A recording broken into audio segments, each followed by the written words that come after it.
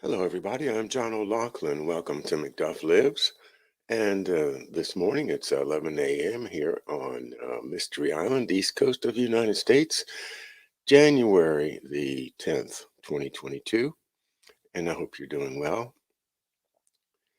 Well, this is Mindfields, and that's an opportunity for me to just let my thoughts, well, not wander, but at least have some kind of direction to them as I explore different aspects of my father's life and also how that ties into the mess we're in today. So, my current effort here at Mindfields is to explore the Laos theory. And this is a theory that is expressed in a small book that I just got in the mail and have read all but the last chapter. And I think I can go ahead and speak to it now. Here's the book: Why the CIA Killed JFK and Malcolm X, The Secret Drug Trade in Laos, by John Kerner. Now, the idea of a secret drug trade in Laos is not something you think about. When you think of the drug trade, you think of the Golden Triangle, you think of Vietnam, you think, of course, of the GIs getting addicted to it, and you think of maybe Laos as just this kind of back, backwater place that wasn't really important because the real action was in Vietnam. And of course, the idea of the book is maybe, well, that's the way they want us to think about it. They don't even want us to think about Laos. And yet it was Laos that was the hot potato, according to Eisenhower, when he said to President Kennedy, you need to, Laos is going to be a big problem for you. Well, in what sense would Laos have been a problem for President Kennedy in 1960? Well, that meant Eisenhower knew something that most people don't know. And what is it that Eisenhower knew that we generally don't talk about or know about Laos? Well,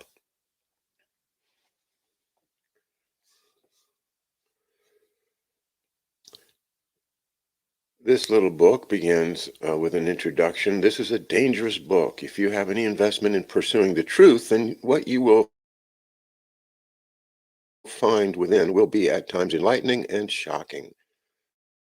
Mainstream packaged history that is freshly sliced for American students in neatly compartmentalized boxes barely gives a whisper of the word conspiracy, as if it were a disease to avoid exposing to the innocent. Yet, as historians, our goal should always be to pursue the truth, no matter how uncomfortable the answers might be. Facts are stubborn things, as John Adams was fond of saying. History, at its best, should bend or break our preconceived notions of what a static historical record should consist of. Conspiracies are far more common than we imagine, and one should never have to apologize for proffering them as solutions to historical mysteries. Historians should not have to whisper the word for fear of academic reprisal. For truly, what are conspiracies? Put simply, it is when a group of people plan to execute a specific task. Humans are social creatures. We work together to accomplish an endless number of ideas throughout the course of our lives. It is counterintuitive to think otherwise. It is time to move conspiracies from the realm of the paranormal to that of the normal. Ironically, though, there is nothing normal about the conspiracy to assassinate President John F. Kennedy. So much has been written about this man's death, now over a half century since the tragic day in Dallas. The astute reader might wonder what more could be added to what has already been exhaustively written. The answer is twofold. Much to the credit of many hard-working historians in the past 5 decades, Kennedy's assassination has been examined from the point of how it happened and who was responsible. Very little time has been spent trying to examine why he was killed, especially how a little-known country in Southeast Asia named Laos hastened his demise. I will argue in this book that the CIA's secret drug trade in Laos and the president's effort to end it provided the primary motive that the CIA needed to assassinate the president. A lot of effort has been made to examine the president's Vietnam policy, which does link to this, as we will see, but precious little attention has been paid to the opium trade in Laos that was making the CIA wealthy and powerful beyond its wildest dreams. This book will chronicle the president's secret war with the CIA over Laos, a high-stakes game that cost him his life. The second addition to this historical record is that this book will contribute as an attempt to link the JFK assassination with the other three major assassinations of the 1960s: Malcolm X, Martin Luther King, and Robert F. Kennedy. Not enough attention has been paid to why these leaders were killed as well. We will see that all four of the assassinations are linked together, all funded and executed by the CIA to silence the four most vocal leaders who were opposed to the agency's pro-war and pro-drug policy in Laos and Vietnam. Finally, we will examine the impact this has had on the course of history and imagine a world where a part of the United States government never saw fit to overturn the will of the American people and rob the nation of four of the most important leaders in U.S. history for its own power and financial gain.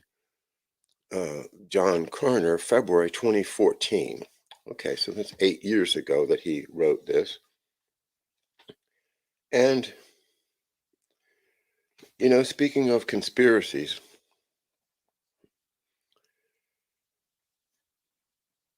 that is, the essence of what I think we need to talk about. And that is a huge conspiracy that goes back to revolutionary times in the United States. It's skull and bones that I think we should look at first to try to sort this out and to remind us and to emphasize how important the skull and bones emphasis impact is upon our government and our economy and our drugs and our culture. I want to get Chris Milligan up here on a video that was done a couple years ago. If you don't know Chris Milligan, he is the publisher of Trine Day Books, publishing a tremendous number of very, very important books, including our friend Professor Hamamoto's book, Servitors of Empire. And I had the pleasure of interviewing Chris, courtesy of Andy Craig, who introduced me about 4 years ago when he was at one of the JFK conferences down in Dallas. And so I got to ask him about his journey, how he got to be where he is. And one of the things that stands out is that he told me that, when he was young, his dad, who was associated with the CIA, I can't remember how, told him that the plan was that they were going to use heroin to take over the United States. They were going to flood the United States with opiates in order to control our government, take it over, take it down. That was Chris's message from his father, and Chris had followed up with that with a lifetime of amazing research and publishing. So I'm going to now play for you a video that he did. It's about 10 minutes long, and I think it's really core to understanding why do we get to Laos. Well, let's go back a little bit in history and start with this presentation.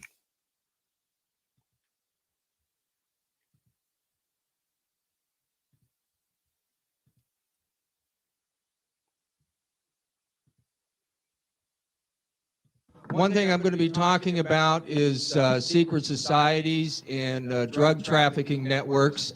And well, the Order of Skull and Bones is a secret society that is based at Yale University, been around officially as the Order of Skull and Bones since 1832. This is the Clipper ship.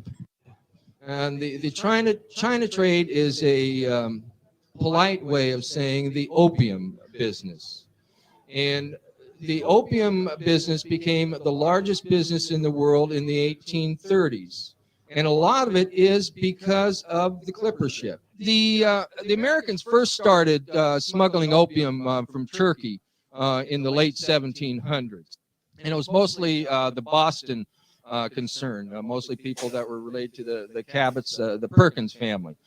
And then there got to be a lot of opium being smuggled out of India by the British East India Company.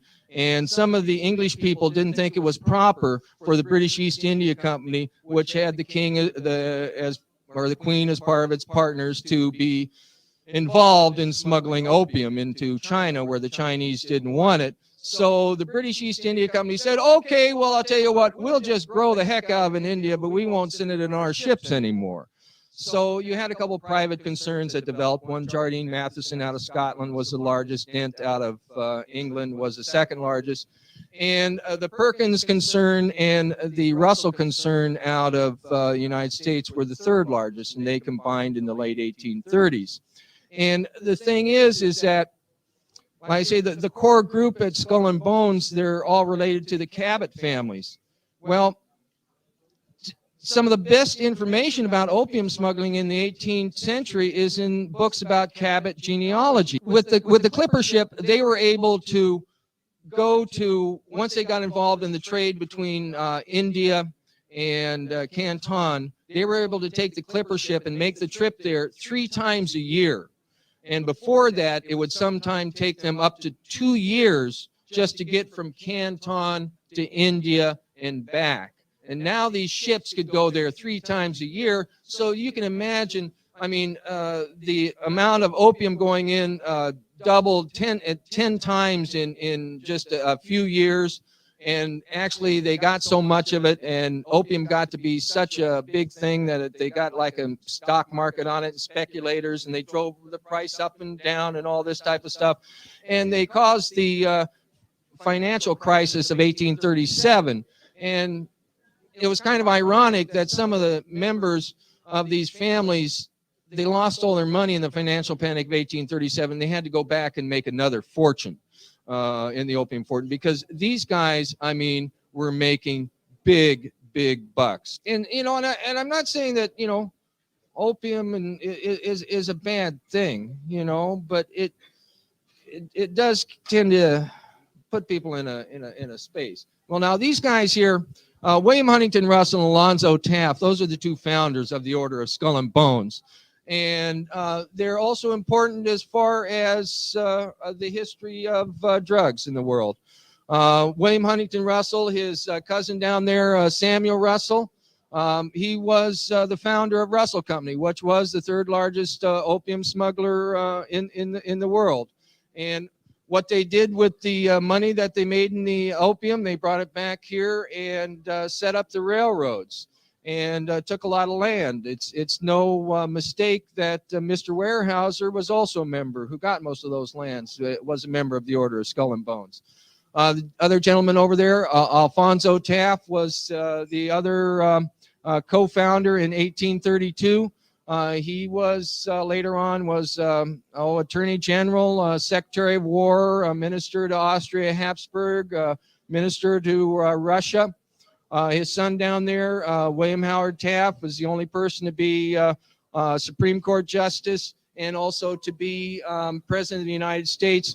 And he was also heavily involved in getting the United States. He helped set up the Hague and the Shanghai Convention that helped make 3 plants illegal around the world, that gave them a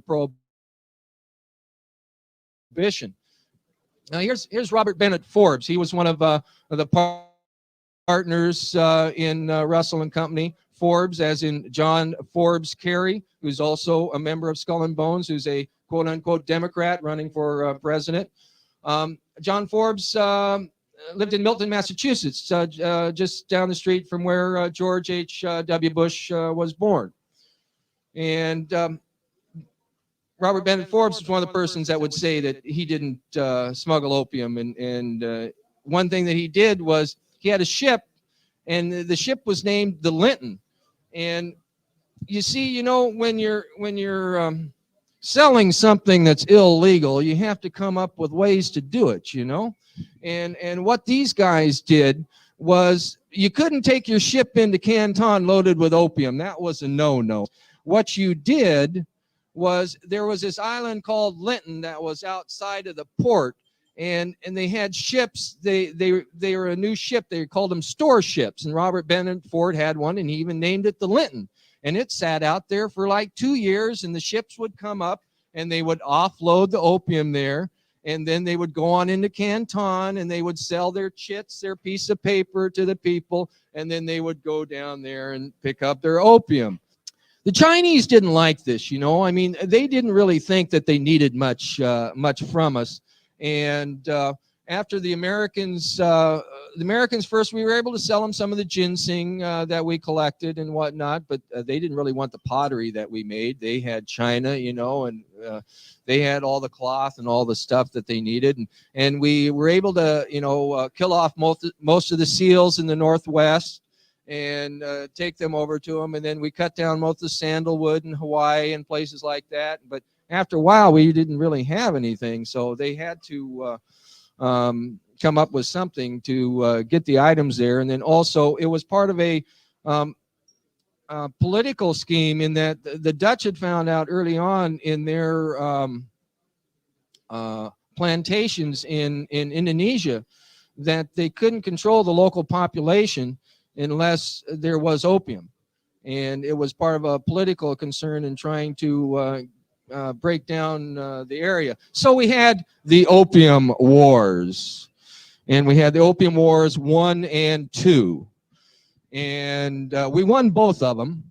And after the first one, we got to go to Shanghai and open up the ports of Shanghai. So we had these motherships going up and down, and Skull and Bone, well, the families of Skull and Bones and Russell and Company, they owned 80% of the railroad traffic and all the shipping. They had a lock on it. They had 80% of it. These are their offices in Shanghai. Well, after the second Opium War, opium was made legal. And guess what? They had to start selling off all their shipping and their railroad things because, gee whiz, they stopped making their money. Well, what happened? The Maine blew up.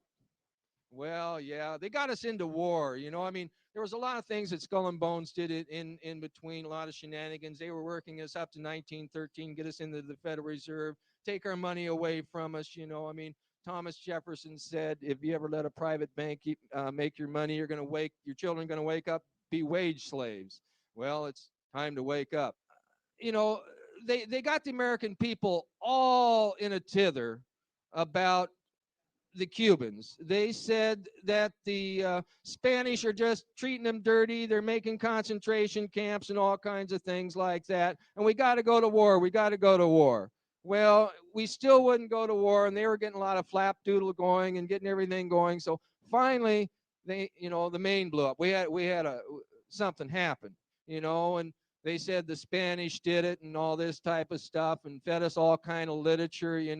I mean, there's a Spaniard out to kill us all and whatnot, and they did it. And I mean, look familiar? We seen anything happening like this going on? And so, like I say, we declared war on Spain, and they got the people all thinking that we were going to go to Cuba. Well, we didn't go to Cuba. We went to the Philippines. Well, why'd we go to the Philippines? We don't go there. The Dutch are going to take it, or the Germans are going to take it, or something, and all kinds of stuff. And well, actually, you see, these families, the opium families, have been using Manila as a backup office for years and years. And we fought a war there. I mean, when Dewey came and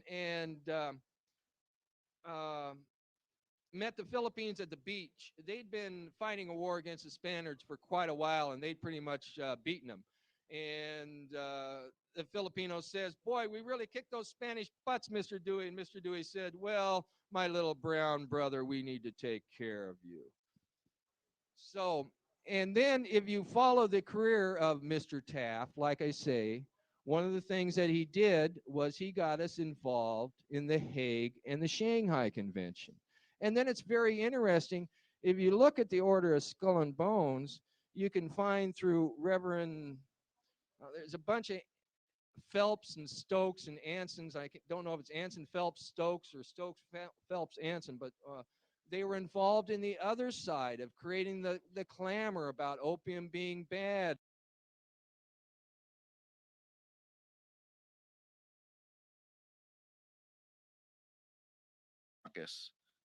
From that he had to put in place.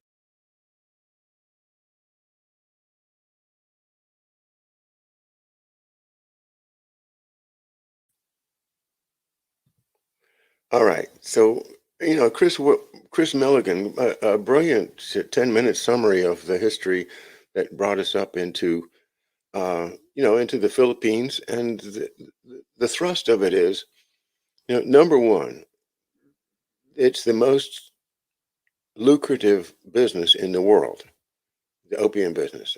They knew that, back in the 1790s. They were like, wow, this is it.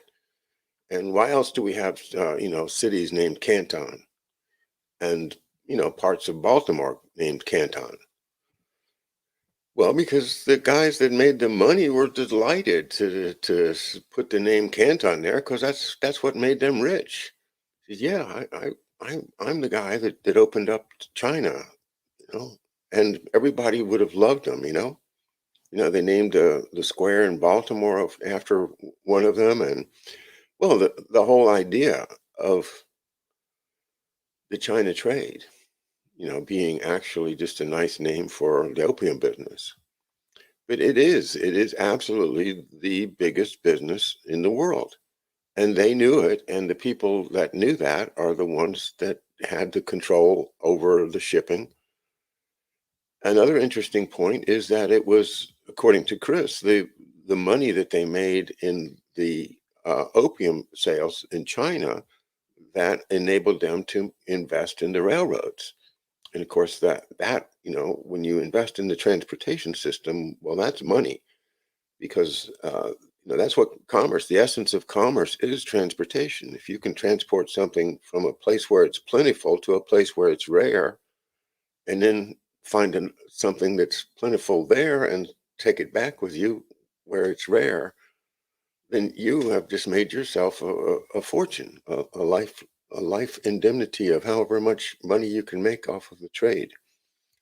So in doing this opium trade, they made it illegal, which was a benefit to them, right? Because then it cuts everybody else out of the trade that could have ever gotten into it while they maintain the secrecy because they've already got their bribes in place.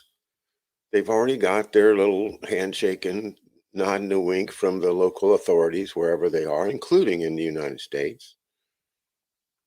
And so they've got a system. They've got something as good as the Venetians had in the Middle Ages, as good as the British Empire. And in fact, it really is the British Empire, is it not? Because that's where the whole business started with, well, the Dutch and the British. As much as you want to distinguish them, I think it's more important to consider how similar they are and how much they intermingled, and the names in America, often like Roosevelt, are of Dutch origin, but we don't even recognize that anymore because they seem so American.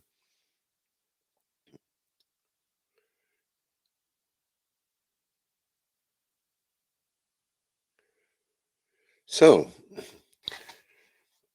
with that background, Chapter 3, The Opium Trade in Laos, again from John Kerner's book, The Secret Drug Trade in Laos. Once President Kennedy reached 1963, it was becoming increasingly clear to the CIA that JFK was pursuing a broad range of policies to promote peace. He was not going to war in Laos, Vietnam, or Cuba. As we mentioned before, he was seeking to end the space race, reduce the nuclear threat, and open more communications with the Soviet Union. Peace would undermine nearly all that the CIA stood for. They were designed for confronting the Soviet threat, for overthrowing governments, and for making money off the opium trade in Laos, as we will see in this chapter. Kennedy's entire foreign policy was beginning to undermine their very existence. Let us not assume that the CIA's continued existence was a foregone conclusion. Our country at that time was just beginning to experiment with having a large military during times of peace, and newly established agencies could be eliminated if the Cold War came to an end. The government disbanded thousands of agencies that were created to fight the two world wars after those wars came to an end. World War I alone had 5,000 temporary agencies. In other words, it was in the interest of the CIA from a mere survival standpoint to see to it that the Cold War continued to exist in perpetuity. The Cold War at that time was being fought by what were called proxy wars, like in Vietnam or Korea. To continue this worldwide struggle between democracy and communism, the American people would have to support this deadly contest of ideas. And that is where the myth of the so-called domino theory enters the equation. The domino theory is the idea that if one nation falls to communism, then the nations next to it will also become communist, and so will the ones next to that country. Pretty soon, every nation will start falling like a row of dominoes, and they will all become communist. To stop this disease from spreading, communism must be, quote, contained, unquote. This idea was first put forward by President Dwight Eisenhower in a press conference on April 7th, 1954. Of course, the idea came from the CIA people, George F. Kennan in particular. So, again, even though Eisenhower put it forth, it was a CIA idea, that being the domino theory and containment. Let us examine the fallacy of this theory. The United States during the Cold War was boldly proclaiming to the world that its way of life, its culture, its democracy was the best choice for all societies on earth, better than communism. This so-called domino theory put absolutely no faith in democracy. It is saying that communism must be so appealing, so enticing, so dangerous that if your neighbor gets a taste of it, you will want it too. In fact, you will be overwhelmed by it. It puts no faith in the people of Southeast Asia or anywhere else in the world that they have right to select their own governments. The U.S. seemed afraid that if these ignorant Asians were left to their own devices, they could never choose democracy on their own. Better to not let them see what is on the other side of that fence, or else they might not think democracy is so great. If democracy truly is inherently better than communism, as the U.S. was saying, then there really would be no need to contain communism. People would naturally flock to democracy and develop it on their own. What this theory did was instill fear in the American people and provide endless fodder for politicians to accuse each other of being soft on communism. Countless elections were won and lost on who was more loyal and who was the tougher cold warrior. The CIA and the military relied on the public to keep electing leaders like Eisenhower and Richard Nixon, one of the most voted for politicians in American history. They would support this bogus theory and the endless CIA wars like in Southeast Asia. Excuse me a moment.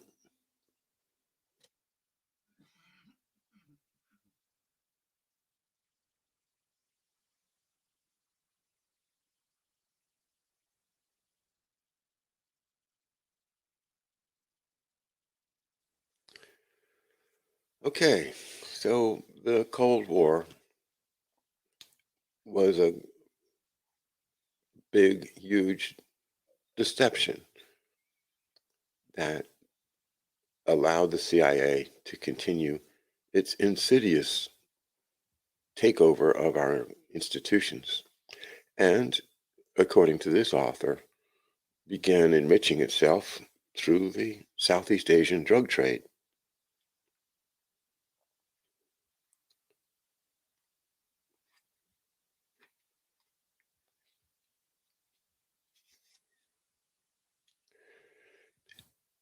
As we begin this analysis, it's important to recognize the resistance the president had to committing the U.S. and the CIA to Laos. Very early in his administration, in fact, just 3 months into office, it appears he had decided to work against the drug trade and the war in Laos.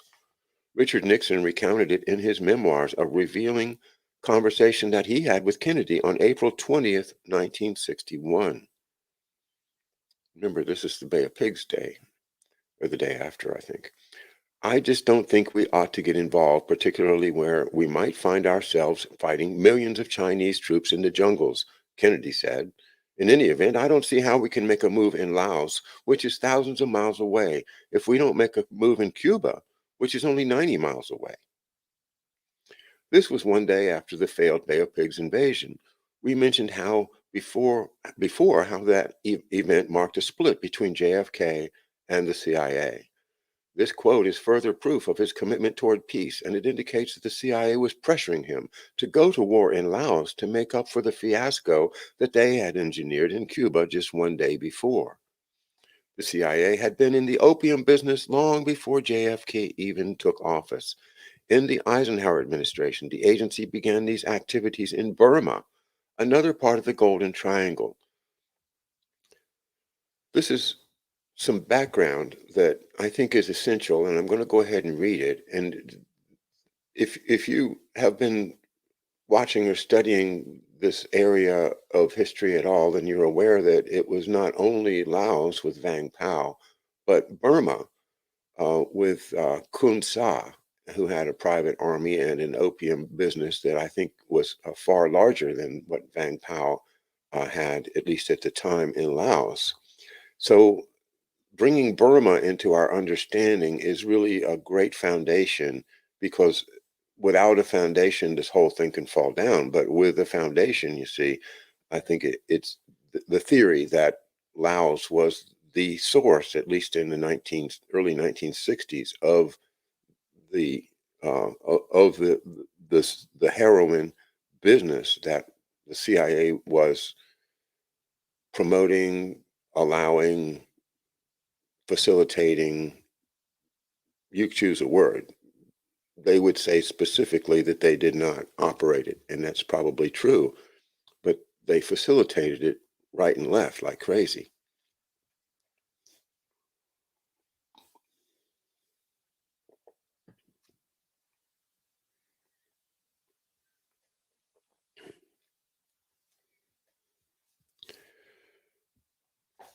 Okay, this is New York Times quote from April 1966. CIA agents gathered remnants of the defeated Chinese nationalist armies in the jungles of northwest Burma, supplied them with gold and arms, and encouraged them to raid communist China. One aim was to harass Peking to a point where it might retaliate against Burma, forcing the Burmese to turn to the United States for protection. Where have we heard that story before? Actually, few raids occurred, and the army became a troublesome and costly burden. The CIA had enlisted the help of General Fan Sirianod, Sriyanod, Sriyanod, sorry, the police chief of Thailand, and a leading narcotics dealer. There's another country, okay, Thailand, and is to the west of Burma and Laos, and Thailand is run by a corrupt police chief who is a leading narcotics dealer. Okay. The nationalists, that's the Chinese nationalists, the Chiang Kai-shek KMT people, with planes and gold furnished to them by the agents, the CIA agents, went into the opium business. So it's the nationalists that are going into the opium business, but the CIA is providing them with the transportation. When President John F. Kennedy took office in January 1961, he inherited from the administration of President Eisenhower a complicated, unstable situation in Laos. The Geneva Accords of 1954 signaled the end of French control over Southeast Asia.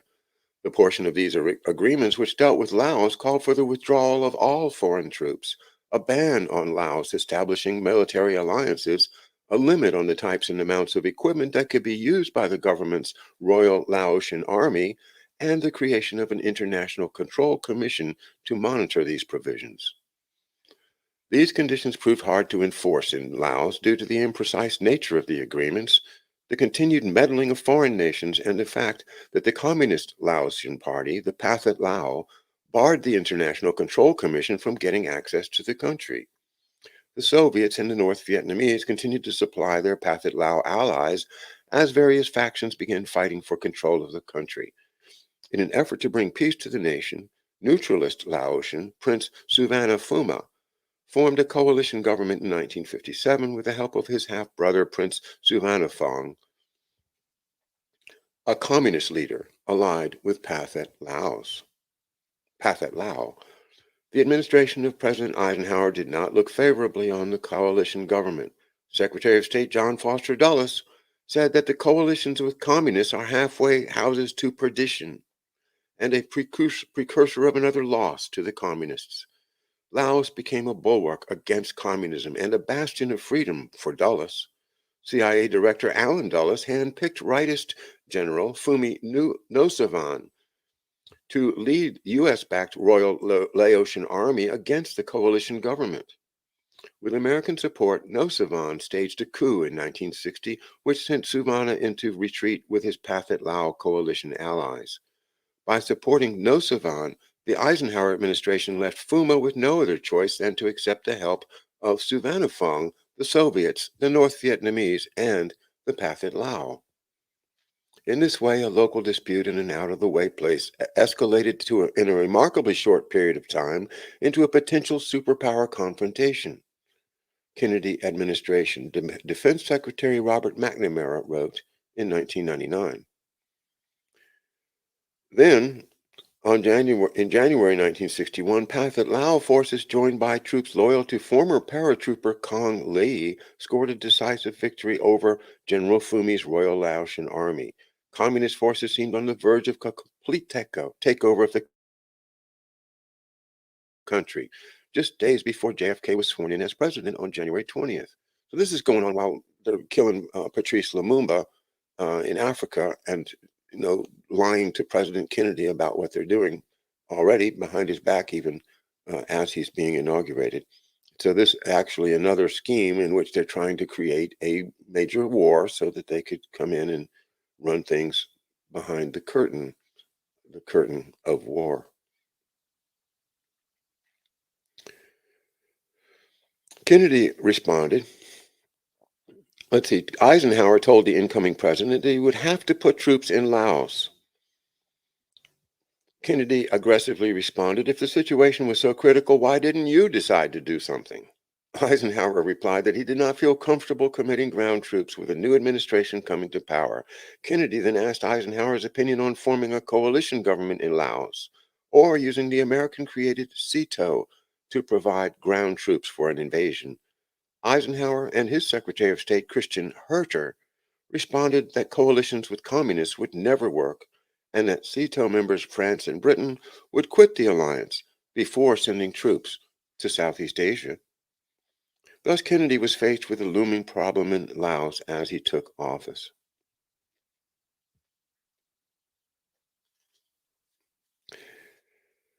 The newly sworn-in commander-in-chief was also faced with the fact that the army that the United States was backing in Laos was of questionable quality. For example, General Phumi was rarely seen at the front lines of his battle with the Royal Laotian Army. Moreover, he exaggerated estimates of enemy troop strength designed to hasten U.S. intervention, served only to panic his own troops.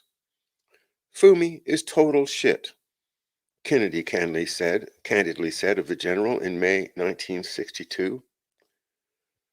Obviously, Kennedy is well informed and aware of what's going on. Moving forward to page 33, the CIA also employed the Hmong, H-M-O-N-G, the Montagnards or the Mayo people, as you wish, in the secret war against the communists in Laos. The Hmong are an ethnic minority group in Laos who live in the northern mountains where they grow rice, corn, and opium. On August 29, 1961, Kennedy, facing intense pressure, reluctantly authorized the CIA to add 2,000 more Hmong to the 9,000-man army that the agency had already organized under Eisenhower. He would soon come to regret this because the agency would use these men in their secret efforts in the drug trade. The Hmong were employed by the Americans because of their tradition of rebellion and tenacious fighting, as evidenced by their successful attacks against the French. The Hmong also were called the Mao or Miao in China, where 5 million Hmong live. The Hmong have a 4,000-year tradition which emphasizes honor, freedom, and loyalty. The Mao performed many tasks for the CIA in their war against the communists in Laos. They built airstrips, kept the NVA and the Path at Lao at bay, gathered intelligence, rescued air crews, defended strategic positions, and sacrificed their men, women, and children. In return, the CIA supplied the Hmong with rice, arms, and payment. In the early 1960s, thousands of Mao depended on the opium trade for their livelihood. The policy of the Kennedy administration was to curb the flow of illegal drugs in the Golden Triangle. The CIA had something else in mind. In exchange for fighting against the communists, the CIA agreed to assist in developing the opium market in Laos. One reporter for the Far Eastern Economic Review witnessed at Longcheng in central Laos, quote, American crews loading T-28 bombers while armed CIA agents chatted with uniformed Thai soldiers, and piles of raw opium stood for sale in the market. One direct consequence of the CIA's actions in Southeast Asia was that because they sanctioned and supported the opium trade, the drug became readily available to U.S. troops in Vietnam, and approximately 50,000 Vietnam veterans returned home to the United States as heroin addicts. Now I'm going to stop reading there just because I want to just share some of my opinions that I would like to offer to you after reading this and reflecting upon what my previous research has shown. And that is that if you look at this little bit of material that I presented this morning in 45 minutes or so as really kind of the bookends of the history of the development of what we now are facing is a major epidemic of opiate addiction. Heroin, fentanyl, synthetics, they are creating exactly what Chris Milligan said they were going to create. And who's doing it if not the CIA? Well, the CIA has hidden partners, right? It's not just them. They may just be the people that are the action officers on somebody else's plan. Who else's plan? Well, for that, I think we need to go back to Alfred McCoy's book of The Politics of Heroin in Southeast Asia. And I spent a good part of my weekend reading and rereading that book, 500 and some pages long, because he gives you the in-depth perspective. And what's really interesting about that book is that the CIA approves of it. And so they basically admit what I've said today, and that is that they were the facilitators. They were basically providing the transportation, hooking up people. For instance, one of the instances that really nails it for me is in 1968. This is on page 76. 1968 was a key year for the expansion of drugs in Southeast Asia, and the United States CIA agents Ted Shackley and Thomas G. Clines arranged a key meeting in January of that year in Saigon. The meeting was between mafia kingpin Santo Trafficante and Laotian drug runner CIA puppet Vang Pao. The purpose of this little get-together was to establish a more efficient heroin smuggling operation between Southeast Asia and the United States.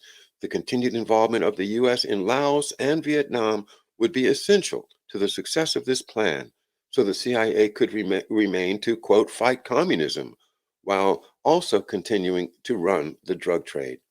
This was a presidential election year, and Martin Luther King and Robert Kennedy were denouncing the war on an almost daily basis. Within months, they would both be silenced by the CIA.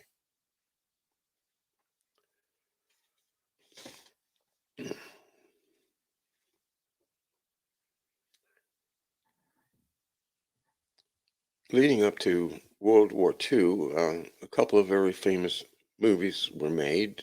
Gone with the Wind, which, praises the Southern plantation lifestyle as if it were some romantic idyll, and completely accepts the servitude of the enslaved people in the movie, very much like in Casablanca, the fantastic movie, but it accepts the lower status of Sam, the piano player, when Ilsa calls him boy. And this theme through our culture, you know, pardon me, boy, is that the Chattanooga shoe? Yes. Boy, you can give me a shine. Well, maybe he was 8 years old, but the idea of a black man with a shoe shine kit at the railroad station is probably more what they had in mind in that famous song from World War II. And this whole idea of racial superiority, as Chris Milligan said when Admiral Dewey got to Manila, you know, the Manila, the real Manila, the one that was already being run by the elites that were running the opium trade back then.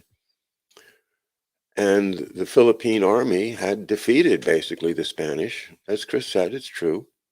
And we have confirmed that by reading Stephen Kinzer's account of the same period. But Dewey said, oh, my little brown brother, we're going to have to take care of you. We're going to have to look after you. In other words, you're not going to have sovereignty. We are. We're going to take over. And why? Why, indeed? Why did we create, and somebody created that incident with Remember the Maine, blow it up? Who did that? Spanish didn't blow it up. And Chris is right. I think it was Skull and Bones. Why? So that we could go to war to take over all the Spanish colonies. Yeah, Cuba was part of it, but I think he's right that the Philippines was also an essential link in the opium business then and now. The other movie, The Wizard of Oz, comes even closer when the Wicked Witch of the West cackles and says, poppies, poppies will put them to sleep. When the flying monkeys come along, those are the Stuka dive bombers. And we get scared. They have this siren that they've actually engineered to make it siren as it comes down to drop its bombs. Scary stuff, but especially as you get people using drugs and letting their mind drift away from reality, you can take advantage of them, take their stuff. Who figured it out first? Well, drugs have been used to swindle people for thousands of years, I'm sure. What is the reason? Why do they keep doing it? And I'm afraid to say that it is a self-perpetuating machine. The idea that a King Charles could just raise his hand and say, we're going to stop the drug trade, or Joe Biden or anybody that can just say, hey, it's going to stop now. You can't stop it. You know, it's a vicious machine that grinds up life and families and children and health. And the profit all goes to those old elite families, those old self-sufficient, self-satisfied people that are convinced that they are, you know, the greatest race, the greatest bloodlines, the most entitled to lead, to carry the white man's burden. Well, the brown man's burden is to carry the white man, if that's the way it looks.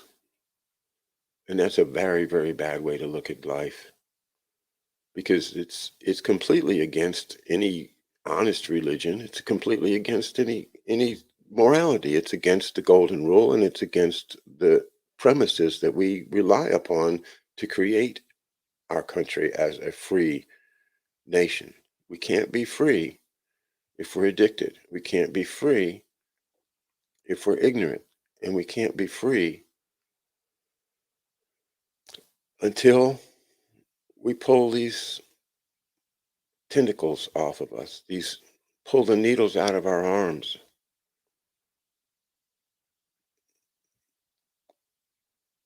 And the only answer is to just keep talking about it and make it stop. President Biden, please make it stop. We wouldn't need to have all these wars around the world if it weren't for the fact that the rat lines exist, the underground economy, the money laundering.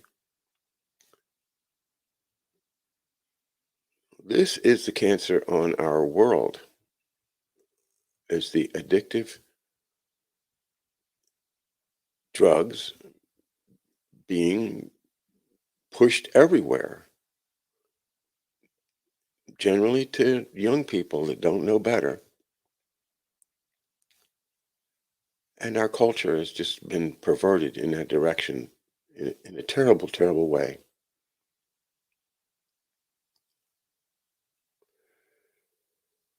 So there's my dad, looking over us from wherever he is, seeing what's going on and thinking, we've got to keep this, we've got to keep fighting it. President Kennedy hired my dad to smash the CIA by taking away its special operations capacity.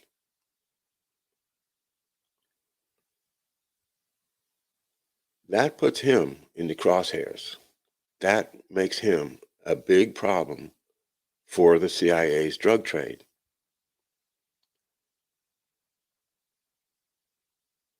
So did they have a motive to get rid of him? You bet they did.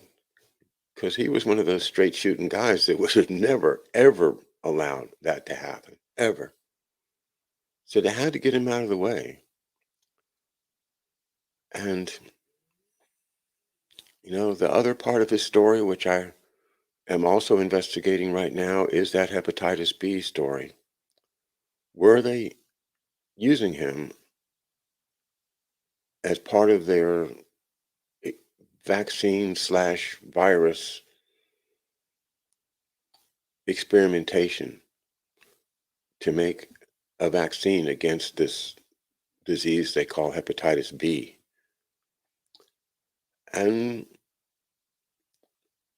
that's a tough one for me. I don't feel comfortable studying that stuff. I don't like it. But I've been delving there for a couple of weeks now, and I will do a show on it soon. I did a first show on it last week. I think it's Mindfields 196. And when I do my next one, then I'll be in a position to give you some conclusions as to what I feel. But this is what I think is going on: is that President Kennedy wanted to stop the dope trade in Laos, and he put together a team, including my dad, to stop it.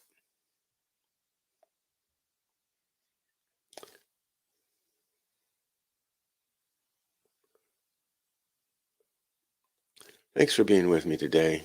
I do appreciate it. And I'll see you tomorrow evening with a really exciting show with Nick from Twitter and Mark Kulak from Housatonic Live.